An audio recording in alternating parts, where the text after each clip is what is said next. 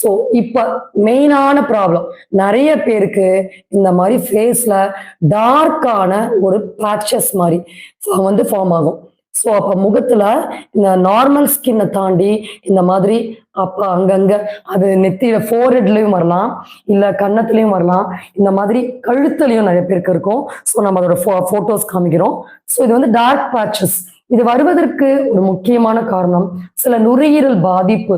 நம்ம நுரையீரல்ல சளி வெளியாகும் போது வெளியாகாம தடுத்து நிறுத்துறதுனால அதோடைய ஒரு ரிஃப்ளெக்ஷன் தான் முதல்ல ஃபேஸ்ல இந்த மாதிரியான அப்படியே கருப்பு நிற படிமானம் ஏற்படுறதுக்கு முக்கியமான காரணம். அடுத்து சில டைஸ் யூஸ் பண்றது இந்த பேட்சஸ்க்கு முக்கியமான காரணம். நிறைய பேர் டைஸை வந்து முடி கருப்பானா போதும்னு லாங் ரன் பயன்படுத்திடுவாங்க. ஸோ அந்த மாதிரி பயன்படுத்தும் போது இப்ப நம்ம போட்டோஸ்ல காமிச்ச மாதிரி ஸ்கின்ல இந்த மாதிரியான பேட்சஸ்